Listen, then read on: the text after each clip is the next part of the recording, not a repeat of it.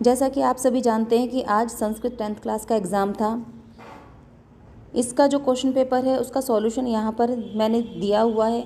आप चाहें तो अपने आंसर्स को टैली कर सकते हैं और चेक कर सकते हैं, ये भी देख सकते हैं कि आपको कितने मार्क्स यहाँ पर मिल सकते हैं। आपका जो पहला क्वेश्चन था वो था अपठित अवबोधन। अपठित अवबोधन में आपके पास यहाँ पर 4 प्रश्न होते हैं जिसके उत्तर आपको देने होते हैं। पहला एक पदेन उत्तरत। यहाँ पर प्रश्न था सर्वभाषाणां जननी का, तो यहाँ पर आपका उत्तर था संस्कृत भाषा। दूसरे का उत्तर था संस्कृताधारित। तीसरे का उत्तर था संस्कृतस्य। पूर्ण वाक्य के उत्तर जो हैं वो मैंने यहाँ पर पैराग्राफ में चिन्हित किए हुए हैं, आप यहाँ से उसको चेक कर सकते हैं। इसके बाद था आपका शीर्षक, उपयुक्त शीर्षक लिखना था आपका, तो आपका शीर्षक हो सकता है संस्कृत भाषा या फिर आप लिख सकते थे संस्कृत भाषा या महत्वम। इसके बाद आता है आपका यथा निर्देशानुसारम उत्तरत। अब यहाँ पर पश्यामः शब्द है तो यहाँ पर इसका जो आपको कर्तृपद बताना था वो वयम है। समुचितम इति विशेषण पदस्य विशेष्य पदम किम, यहाँ पर जो समुचितम था इसका आपको विशेष्य पद बताना था, जो इसका ऑप्शन है ए यानी समाधानम। तीसरा हानय, यहाँ पर इसका विपर्य शब्द बताना था, जो आपका सी आंसर है लाभा। चौथे में आपका अध्येतारः, इसका कर्तृपद था, ये कर्तृपद का आपको क्रियापद बताना था जो था कुर्वन्ति। अब आता है प्रश्न 2। प्रश्न 2 में आपके पास था पत्र। अब पत्र में आपको जो फिल करना था वो आंसर्स यहाँ पर दिए हुए हैं, आप अपने आंसर्स चेक कर सकते हैं। पहले में था शाश्वतम, दूसरे में नमो नमः, तीसरे में था भ्रमणाय, चौथे में सौंदर्यम, पाँचवें में प्रसन्नम, छठे में शुद्धम, सातवें में हिमाचल प्रदेशस्य, आठवें में शिमलाम, नौवें में धन्यम और 10वें में सौरभः। प्रश्न 3 में अब आपको चित्र देख करके वाक्य निर्माण करना था, और या फिर आप जो मंजूषा दी हुई है मंजूषा की सहायता से मम प्रियम पुस्तकम पर आप कोई भी 5 वाक्य लिख सकते थे। अब आया प्रश्न 4। प्रश्न 4 में आपको वाक्य निर्माण करना था, यानी कि ट्रांसलेट करना था, अनुवाद करना था। यहाँ पर था मधुर मेरा मित्र है तो मधुरा मम मित्रम अस्ति। फिर दूसरे का था जनः उद्याने भ्रमन्ति, आप लिख सकते थे अनेके जनः उद्याने भ्रमन्ति। फिर हम सब घर जा रहे हैं, वयम गृह गच्छामः। चौथे का आंसर था रमा हय संस्कृत गीतम अगायत। इसके बाद था विद्यालय में 100 शिक्षक है, विद्यालय शता शिक्षकाः सन्ति। छठे का उत्तर था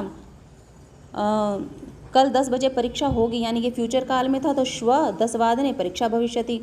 मैं हिंदी भाषा जानता हूँ, अहम हिंदी भाषाम जानामि।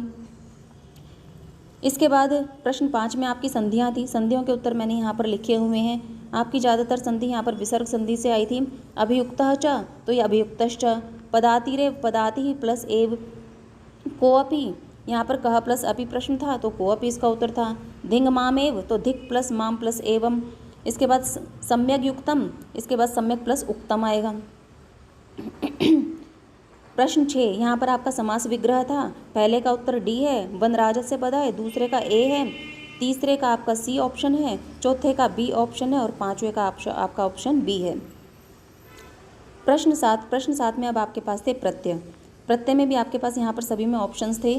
पहले का ऑप्शन बी है चक्षुष प्लस मतु प्रत्यय, दूसरे का आपका सी ऑप्शन है आराधना, तीसरे का आपका डी ऑप्शन है अवक्र प्लस तल, चौथे का आपका बी ऑप्शन है व्याघ्रमार प्लस गीप, और पाँचवें का उत्तर है आपका महत्वम यानी ए ऑप्शन।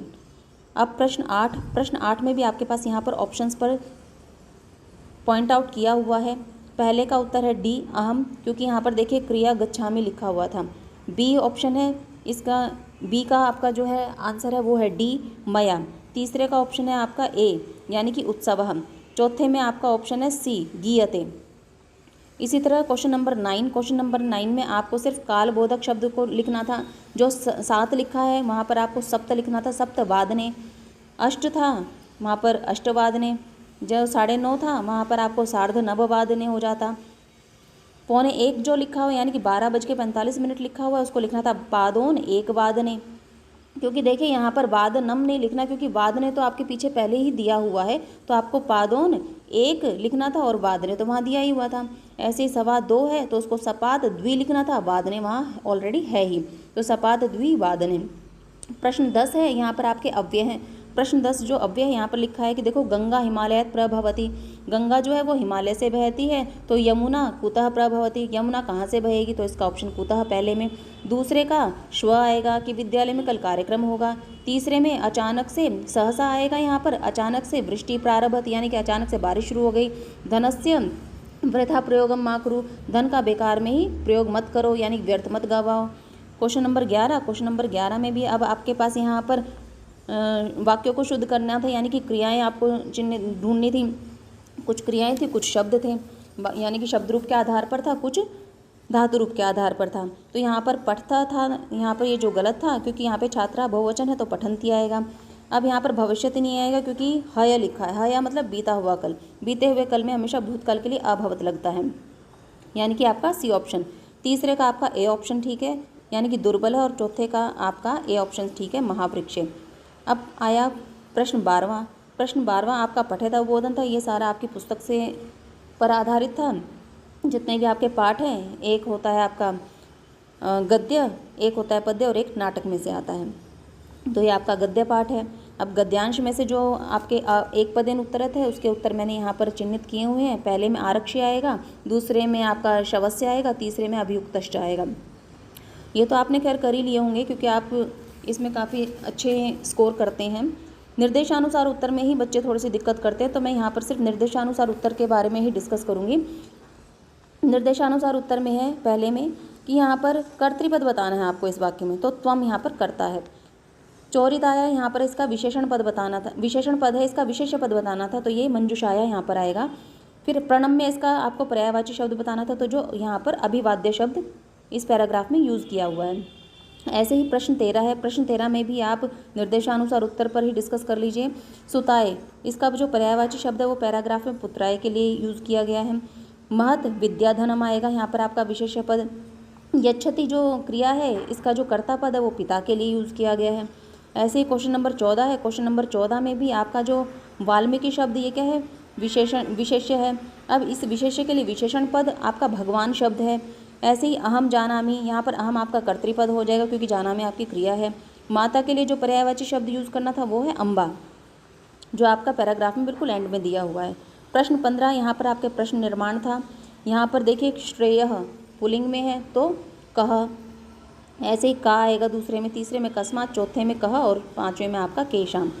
प्रश्न 16 है। प्रश्न 16 में आपके पास दो ऑप्शन थे, कोई एक ऑप्शन करना था। तो यहाँ पर देखिए पहले में आएगा लता तरुगुल्मः, दूसरे में आएगा भवंतु, तीसरे में पाषाणी, और चौथे में आएगा स्यात्। ऐसे ही प्रश्न नंबर 17 देखिए। प्रश्न नंबर 17 में मैंने यहाँ पर नंबर्स लिखे हुए हैं, आप इन नंबर्स को चेक कर सकते हैं, अपने क्वेश्चन पेपर से मिला सकते हैं। ऐसे ही अब आपका आया क्वेश्चन नंबर 18। क्वेश्चन नंबर 18 में भी वित्तम का जो यहाँ पर शब्दार्थ आपको बताने थे। वित्तम जो शब्द है वो धन के लिए यूज़ किया जाता है, अपरह शब्द अन्य के लिए यूज़ किया जाता है, और भृंगा शब्द भ्रमरह यानी कि भौरे के लिए यूज़ किया जाता है, और वासव शब्द जो है वो इंद्र के लिए यूज़ किया जाता है।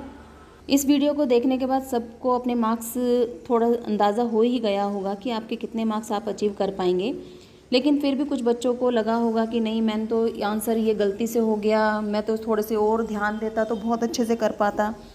तो देखो इस तरह का चीज़ें एग्ज़ाम में बैठने के बाद होती हैं, तो इस चीज़ के लिए आप टेंशन ना लें, लेकिन आप आने वाले एग्ज़ाम्स के लिए ज़रूर प्रिपेयर करें। मैं कि ज़्यादा से ज़्यादा अच्छा स्कोर हम कैसे अचीव कर सकते हैं, कुछ टिप्स हैं जो मैंने डिस्क्रिप्शन में दिए हुए हैं। एक वीडियो डाला हुआ है, वीडियो का लिंक वहाँ पर डिस्क्रिप्शन में दिया हुआ है। अगर आप भी चाहते हैं कि चलो ठीक है ये वाला एग्ज़ाम तो हो गया आपका, लेकिन आगे आने वाले जो आपके 4-5 एग्ज़ाम होने हैं वो ज़्यादा अच्छे से होने चाहिए, तो उसके लिए आप एक बार डिस्क्रिप्शन में उस वीडियो को ज़रूर देखें, जिससे आपको कुछ पॉइंट्स ज़रूर मिलेंगे और आप उनको फॉलो करके नेक्स्ट एग्ज़ाम, जितने भी आपके आने वाले एग्ज़ाम्स हैं, आप उनको बहुत बहुत बहुत अच्छे से प्रेजेंट कर पाएंगे और आपका स्कोर वाकई में बहुत ज़्यादा इम्प्रूव होगा। तो प्लीज़ एक बार उस वीडियो को आप ज़रूर देखें, और अगर आपको मेरी वीडियो से कुछ भी फ़ायदा मिले तो प्लीज़ लाइक एंड सब्सक्राइब ज़रूर करें। Thank you.